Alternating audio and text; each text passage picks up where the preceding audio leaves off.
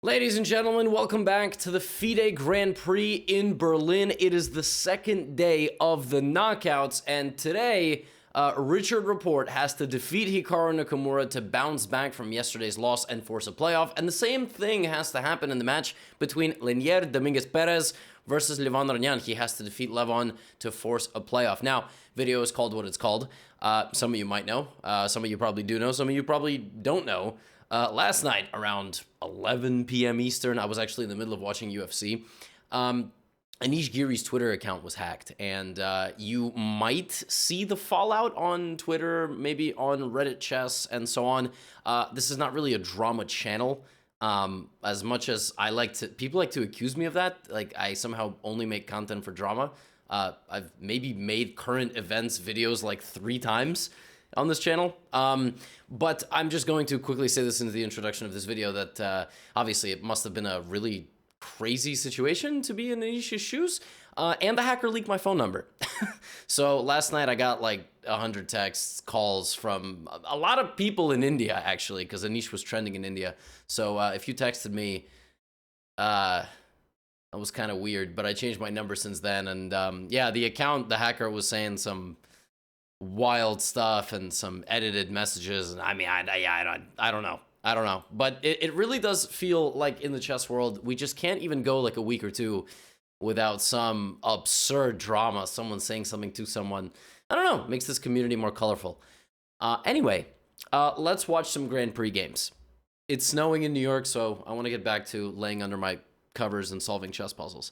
Okay. So Lenier begins with e4, and Levon plays just regular, typical stuff. Bishop c4, knight f6, d3, bishop e7. Now, bishop e7 is a weird move, because normally you're just going to play bishop c5. Like, I mean, why would you put the bishop on e7? Bishop e7 is actually a secondary main line. It's a slightly more passive move. Black also doesn't go to b4, because that move is just dumb. You really shouldn't give this check if you're going to walk into a pawn. That doesn't make any sense. You just help your opponent develop. So bishop e7, castles, and rook e1. Rook e1 is just always a useful move. You support the center. In the future, you can build for d4 and not worry about this being weak. You also open up f1. And f1 is good to open up for your king, actually, because your king wants to go give the queen a smooch. No. You play rook e1 so that knight d2, knight f1 is possible. The f1 square is oftentimes a transfer square for that knight to go to one of those 2 squares.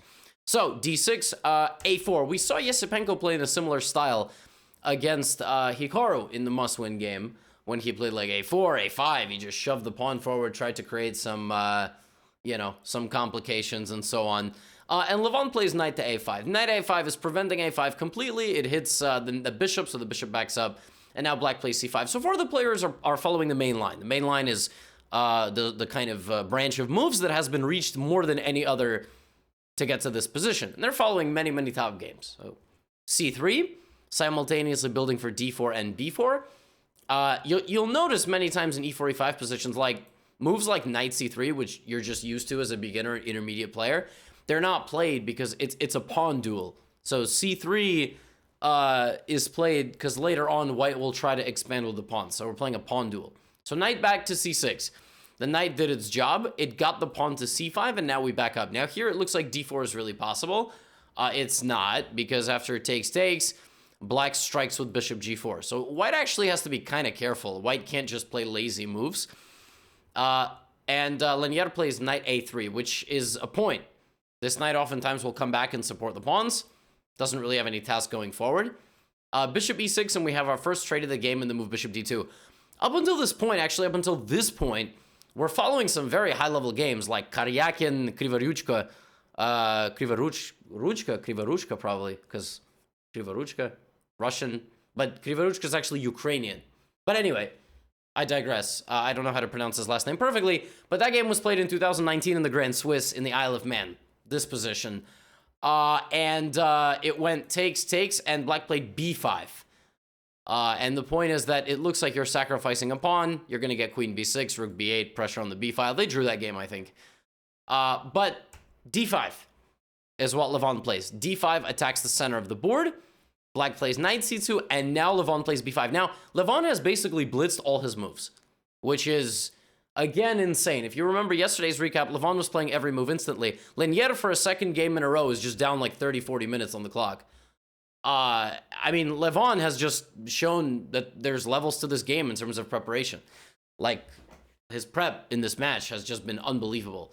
So the point is that now we enter a very forced sequence of moves. The thing is, if white does nothing, like if white, okay, I mean, a5 is something. Black is just better. Why is black better? Because black has better pieces than white. Like, black has 2 active knights with targets. What is this? For example, if you play knight e3, I mean, b4 now has no guard. And also, you got in the way of your own rook. So, you I don't know, you just don't have many moves. So, you have to enter a forced sequence of moves here. You take on b5. You take the rook. Then you take on d5. And it looks like you're actually getting somewhere. It looks like your whole plan of knight and rook makes a lot of sense. Now, that would make sense if black takes with the pawn. Let me tell you why. Because after takes rook e5, even if black gets a move like this, let's say you all the way back. Count the pawns. White has 5. Black has 4. That's it. I mean, you can stop analyzing right there. I mean, black is not going to... Nothing is going to happen here because the queen covers the knight infiltration squares.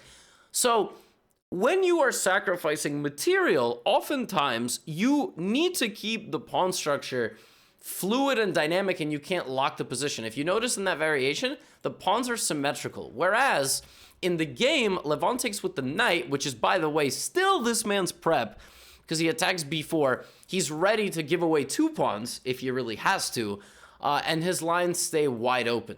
So, knight e5, he takes on b4 with this knight. We have takes, queen b3, and queen d5. And 21 moves later, Levon is still in his prep. Now, the first new move of this game was knight takes b4.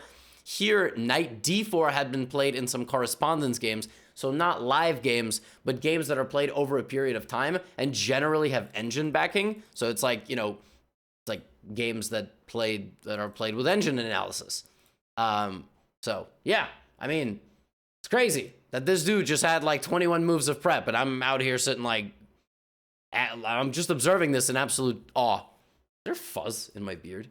Oh, sometimes my pillow, like, it's the problem with having a beard. Dudes, girls watching, any of you have a beard? And you get food stuck in it? Oh my god, it's the worst. I didn't want to just generalize. I didn't want to just say, hey, my fellow dudes with a beard. I don't know. You know what I mean? So, knight takes b4. I digress. Listen, I haven't had coffee. I've barely had any water. I went to bed really late because the whole Twitter thing yesterday. Because I was changing my number. Then I had to do 2-factor authentication on everything. It was a disaster. So I barely got any sleep. Please deal with me in my crude humor. Queen to b3, queen d5. And, yeah, look, folks. We just trade all the pieces. So we get into it. I mean, it's just a draw.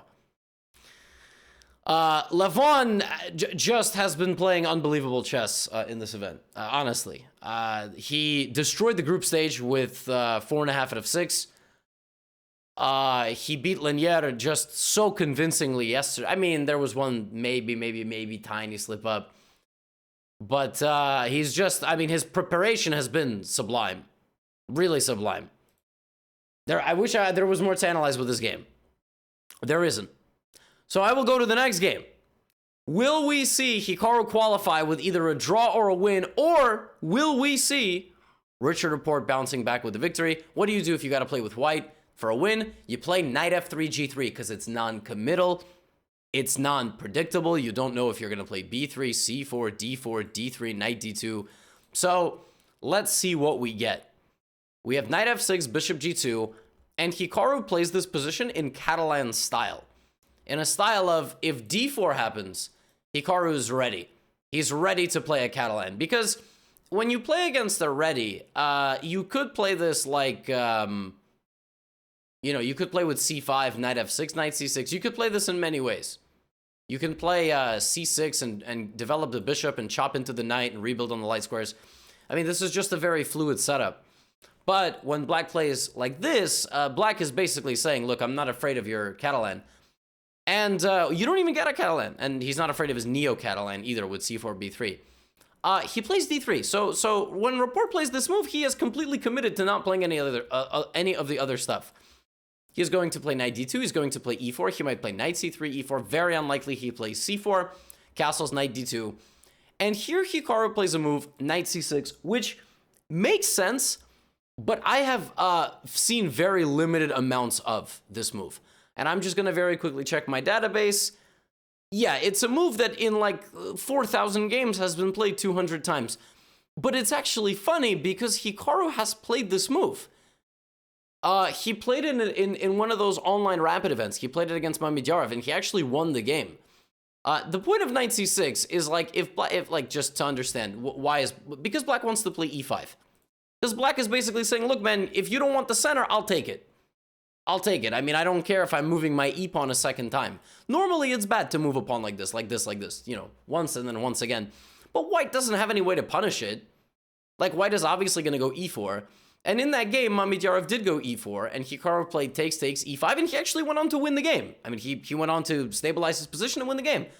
So, knight c6 is a move that Hikaru has played before. It's the fourth most popular move. The most popular move in this position is, I would imagine, the move c5, and then something like knight c6. Like, I would imagine that this is the main line. And I've talked about this, you know, take the center with as many pawns as possible, knight c6. I would imagine that that is the main line. Let me just quickly check my database so I know what I'm talking about. Yeah, c5, knight c6 is, yeah, I mean, it's by far the main line. The secondary main line is b6, bishop b7. So Hikaru plays knight c6, and now Rapport plays d4. So not e4. So he basically doesn't want Hikaru to play e5, and he's saying, I don't want you to have any control in the center, and I'm okay wasting my pawn, you know, moving my pawn a second time because, well, you're just not going to get, you know, you're not going to get to play the move that you want to play. Now, the next move by Hikaru, I was just quickly checking the database again. The next move by Hikaru sends the game into territory he played about 10 times. Now, you would think b6, right? Something like this. Maybe b5. b5 also, no c4. Hikaru plays knight e4.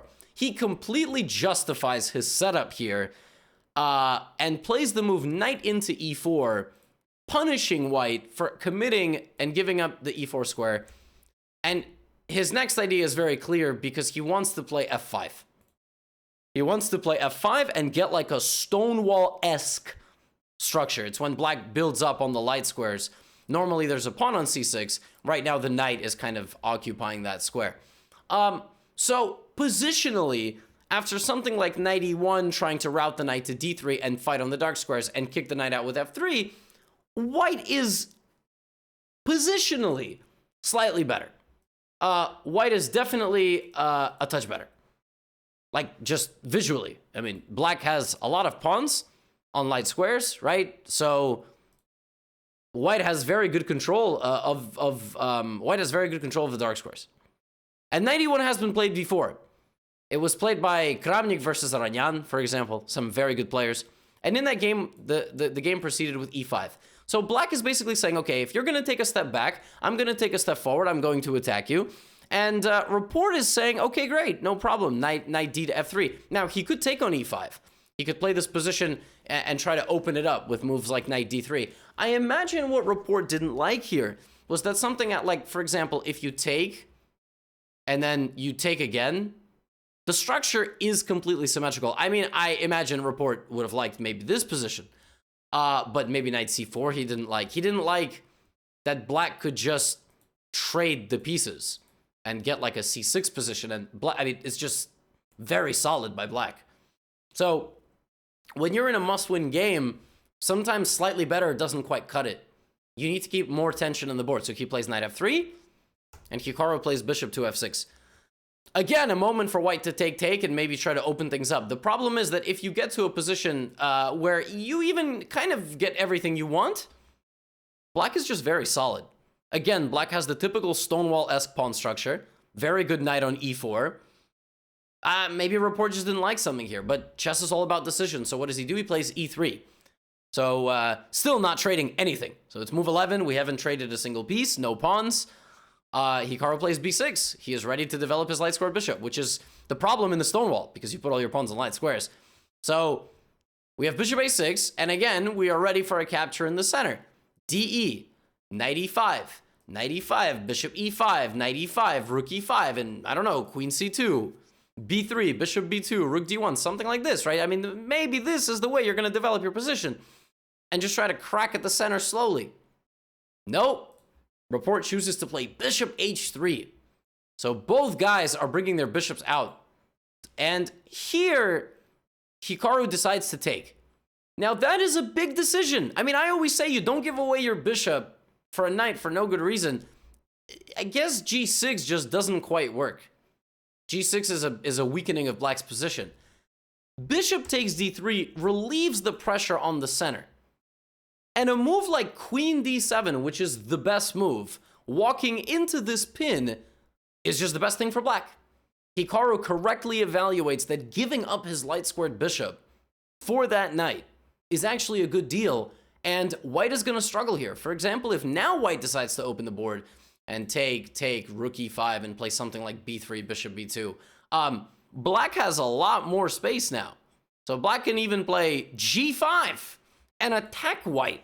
Black could also do nothing and play like rook a d8, and black is completely okay. That's the thing. Black has some liabilities to worry about maybe, but black is fine. So Report plays rook d1 with the idea to take on e5 and take on d5, rook d8. Now Report's like, I gotta open up a new front of attack with the move b4. And the best move for black here is probably to fight back with g5, which is just insane. Connect 4 like this. Connect 4 on the center rank is quite rare. G5, but Hikaru just play. He's like, I don't have to do anything. What am I risking? Queen e6, come and get some. If Richard plays b5, I just go knight a5, knight c4. These horses are teaming up to completely dominate the white light squares. So in a stone wall, as I've already talked about, white dominates on the dark squares normally and is a little bit restricted on the light squares because black has that light squared setup. But if you give your opponent all these dark squared pawns and just allow yourself to be flooded and blockaded on the light squares, this is not good. This is not good at all. So now he takes and plays knight d4. And his idea is to play maybe f3, maybe kick out, something like this. And if bishop takes d4, well, white kind of gets what he wants, right? He activates his bishop. Hikaru here finds the best move, which is queen to h6, attacking the bishop. And you can't take on f5 because of the absolutely shocking knight takes f2, and white loses. Because, for example, king takes f2, you have to, you're forked. Queen h2, king f1, and first of all, you can make a draw. First of all. And second of all, you actually just are going to lose because you're paralyzed. So I'm threatening check to hit your king and bishop, and you can't take me because you're pinned. So Hikaru finds a very nifty tactical defense, forcing the bishop to go back to g2, and now he just goes to f6. What do? Report tries to advance a little bit more on the queen side, and now Hikaru finds a very nice idea. The move that I just said he might not want to play, he plays it, and the idea is c5. And now we have a problem, because if you don't take en passant, then brick, right? For my Anarchy Chess fans. But if you do take en passant, then black just takes. Where's the pawn play in the white position? It doesn't exist. I always talk about that, right? Like if you play f3 now, I go knight d6. You can't play e4. I dominate that square. So queen c6. And again, he didn't have to do that, but for example, then c4. Then it's even worse. Now I have a pawn and a knight arriving. I mean, so bc, queen c6. What is Report gonna do? Well, the answer to your question is he's gonna do nothing. Report makes a few more moves. Hikaru plays g5, and the players agree to a draw. The players agree to a draw, and it's actually not clear, like, did Hikaru play g5 and offer a draw? That might have been what happened. He offered the draw because he was like, it's like, I'm moving on to the finale of the Grand Prix, and Report's like, I got no moves. He legit has no moves. What a positional dominance. Look at this pure light square dominance by black. I mean, just amazing. Amazing opening surprise to play this knight c6 idea, and then to play knight e4 and play like f5.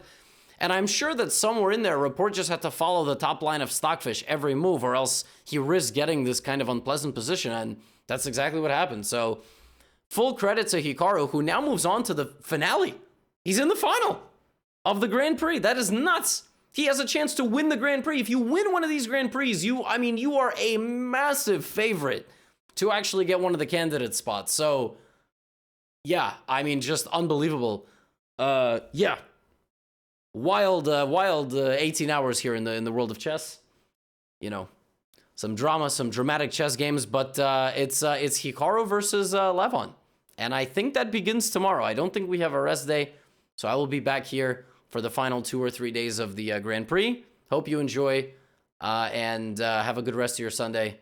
We start the work week tomorrow. Back with some chess. Get out of here.